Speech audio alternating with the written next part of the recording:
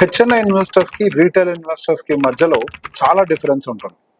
మన stock market లో ఈ మ్యూచువల్ ఫండ్ ఇన్వెస్టింగ్ లేదా ఎనీ ఇన్వెస్టింగ్ లో ఎప్పుడు కూడా హెచ్ఎన్ఐస్ ఎక్కువ డబ్బులు సంపాదిస్తారు, రీటైల్ ఇన్వెస్టర్స్ పెద్దగా డబ్బులు సంపాదించలేరు అని చెప్పేసి అందరూ మాట్లాడుతూ ఉంటారు. అసలు మేజర్ గా హెచ్ఎన్ఐస్ ఫాలో అయ్యేటువంటి స్ట్రాటజీ ఏంటి, వాళ్ళు ఏ థియరీ ఫాలో అవుతారు, రీటైలర్స్ ఎక్కడ ఫెయిల్ అవుతున్నారు, ఒకసారి వీటన్నిటి గురించి మనం డిస్కస్ చేసుకునే ప్రయత్నం చేద్దాం.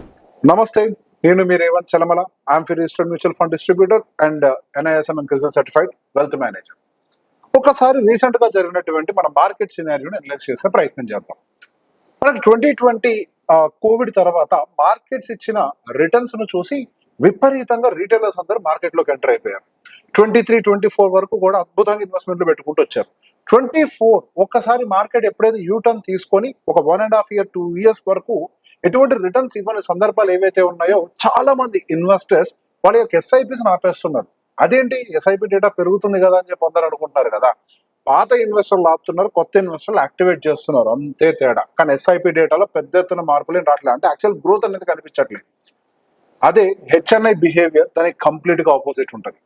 మార్కెట్ పడటాన్ని ఆపర్చునిటీస్ గా చూస్తూ ఉంటారు. సో ఈ వీడియోలో మనం హెచ్ఎన్ఐస్ యూజ్ చేసేటువంటి కొన్ని స్ట్రాటజీస్ గురించి మనం మాట్లాడే ప్రయత్నం చేద్దాం. సో మెయిన్ స్ట్రాటజీ వాళ్ళు ఫాలో అయ్యేది స్ట్రాటజిక్ అసెట్ అలోకేషన్. మన అసెట్ అలోకేషన్ విషయంలోకి వచ్చేసరికి అగ్రెసివ్ గా మన ఈక్విటీలో మాత్రమే ఇన్వెస్ట్మెంట్ పెట్టాలని చెప్పేసి అనుకుంటాం. ఎందుకు, డెట్ కానీ ఇంకా వేరే ఇతర అసెట్ క్లాసెస్ లో డబ్బులు పెడితే ఆ డెట్ అనేది పెద్ద రిటర్న్స్ ఇవ్వదు, గట్టిగా 7% మాత్రమే రిటర్న్ ఇస్తుంది. అదే ఈక్విటీలో ఇన్వెస్ట్మెంట్ పెడితే 15%, 18%, 20% లాస్ట్ హిస్టరీ లాగా రిటర్న్ ఇస్తుంది అని చెప్పేసి మనకు ఒక కాన్ఫిడెన్స్ మన లోపల ఉంటుంది. చూసారు, దానివల్ల ఏం చేస్తామంటే only one single asset class లో మనం ఇన్వెస్ట్మెంట్స్ పెడుతూ ఉంటాం. అదే హెచ్ఎన్ఐ ఏం చేస్తారు, ఆయనకు ఉండేటువంటి ఒక ఇన్వెస్ట్మెంట్స్ ని అక్రాస్ ద అసెట్స్ డైవర్సిఫై చేస్తారు. ఈక్విటీలో పెడతారు, డెట్ లో పెడతారు, కమోడిటీ గోల్డ్ లో పెడతారు.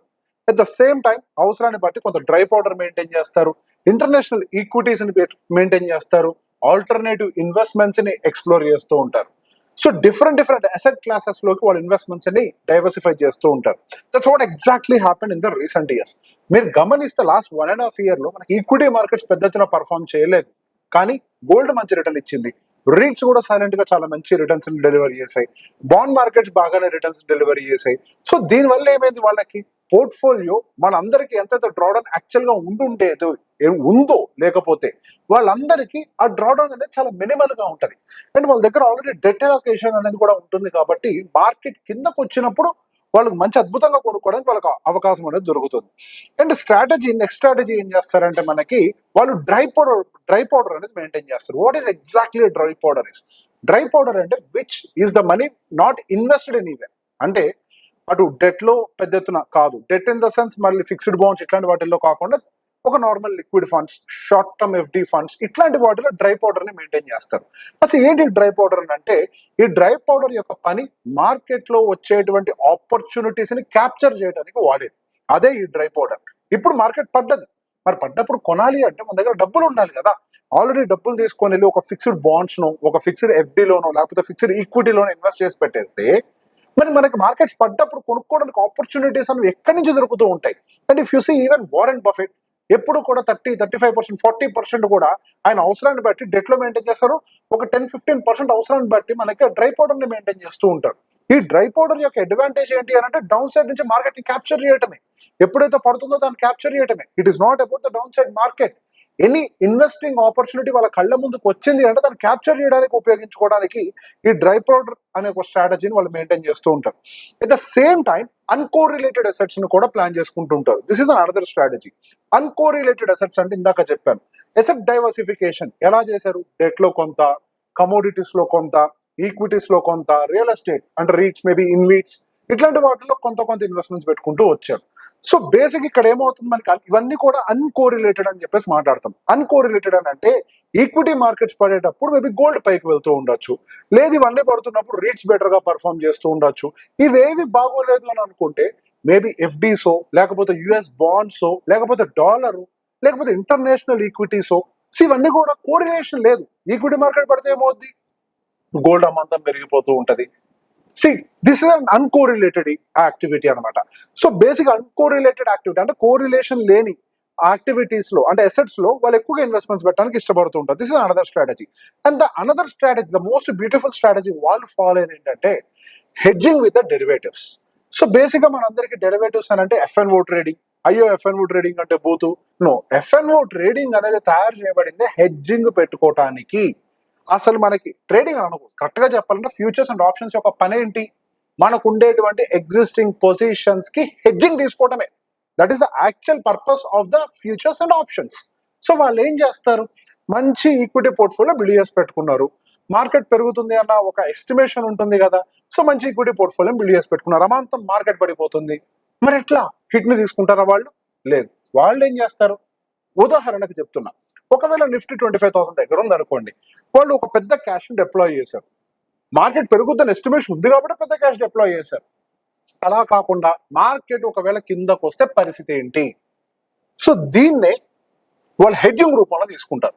ఒక పుట్ కొనటము ఇట్లాంటివి చేస్తూ ఉంటారు. పుట్ని కొంటే ఏమవుతుంది, డౌన్ సైడ్ ఒకవేళ మార్కెట్ వస్తే పుట్ ప్రాఫిటబుల్ గా వెళ్తుంది. పుట్ ప్రాఫిటబుల్ గా వెళ్తుంది, మహా అయితే 2-3% 4% లాస్ వస్తుంది. ఒకవేళ మార్కెట్ 10% పడ్డా కానీ వాళ్ళు ఏం చేస్తారు, ఆ పుట్లో ప్రాఫిట్ బుక్ చేసి అవసరం బట్టి మళ్ళీ ఈక్విటీలో పంపింగ్ చేసుకుంటారు డబ్బుల్ని. So different strategies, covered calls అని యూజ్ చేస్తారు కొద్దిగా ఎక్స్ట్రా ఆల్ఫాని క్రియేట్ చేయడానికి. So there are multiple strategies where your equity positions can create some extra ఆల్ఫాని క్రియేట్ చేయడానికి వాడరు, బట్ వాళ్ళు ప్రొటెక్షన్ పాయింట్ ఆఫ్ వ్యూలో ఆలోచిస్తారు. మనం ఏంటి, పడిపోద్ది అని ఇందులోనే ఓడిపోతాం, అంటే పడిపోద్ది అయ్యో పడిపోద్ది. నో, పడితే ఏంటో వాళ్ళు ఆల్టర్నేటివ్ ప్లాన్ ఎఫ్ఎన్ఓతో వాళ్ళు దాన్ని ప్లాన్ చేసుకుంటారు. That is called hedging strategy.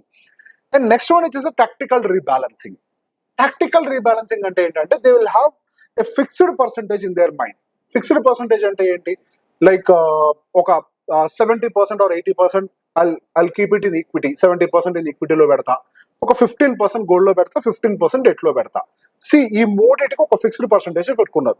ఒకవేళ ఈక్విటీ మార్కెట్ బాగా పర్ఫామ్ చేసి 80%కి వెళ్ళింది అనుకోండి, వాళ్ళు ఏం చేస్తారని అంటే ఈక్విటీ మార్కెట్ పెరుగుతుంది అని అంటే 70 నుంచి 75కి వెళ్ళగానే ఆ 5% ని ట్రిమ్ చేసేసి ఏదైతే అండర్ పర్ఫార్మింగ్ చేస్తుందో, ఒకవేళ గోల్డ్ బాగా వీక్ ఉంటే గోల్డ్ రీబ్యాలెన్స్ చేస్తారు, లేదు గోల్డ్ కూడా కొద్దిగా పెరిగి అసలు డెట్ పెరగకపోతే డెట్ లోకి రీబ్యాలెన్స్ చేస్తారు. At the same time global uncertainty వల్ల గోల్డ్ అనేది బాగా పెరుగుతూ వెళ్ళిపోయింది అనుకోండి, రీసెంట్ గా జరిగిన దాని ప్రకారం 15%, 20%, 25% వెళ్తుంది అనుకోండి, సో ఈక్విటీ పర్సెంట్ లోవర్ గా ఉంటుంది కదా, డెట్ పర్సెంట్ కూడా కొంచెం పెరిగి ఉంటుంది కదా, ఎంతో కొంత ఎడిషన్ అవ్వటం వల్ల దానికంటే కొద్దిగా ఇంట్రెస్ట్ యాడ్ అవుతుంటుంది కదా, వాటి నుంచి తీసుకొచ్చి మళ్ళీ లోవర్ సైడ్ లో ఈక్విటీని కొంట మొదలు పెడతారు. దీన్ని టాక్టికల్ రీబ్యాలెన్సింగ్ మెథడ్ అని అంటారు. ఒక హెచ్ఎన్ఐ వాళ్ళు ఆపరేట్ చేసే విధానం చూసారా, ఎటువంటి ఎమోషన్స్ ఉండవు ఇన్వెస్టింగ్ లో, ఓన్లీ స్ట్రాటజీస్ ని మెయింటైన్ చేస్తారు, డబ్బుని కేవలం లాజిక్స్ తో మాత్రమే అప్లై చేస్తూ ఉంటారు. సో ఒక రీటైలర్ కి హెచ్ఎన్ఐకి మధ్యలో ఉండేటువంటి మేజర్ వ్యత్యాసాలు ఇవే. హెచ్ఎన్ఐ అని అంటే ఎక్కువ డబ్బు ఉండటం కాదు, హెచ్ఎన్ఐ అంటే దాని తగ్గ మైండ్ సెట్ ని మనం ప్రిపేర్ చేసి పెట్టుకోవడం. సో ఈ వీడియో తోటి మీరు అందరూ కూడా హెచ్ఎన్ఐ మైండ్ సెట్ ని బాగా కల్టివేట్ చేసుకుంటారని నమ్ముతూ మీరేవంత్.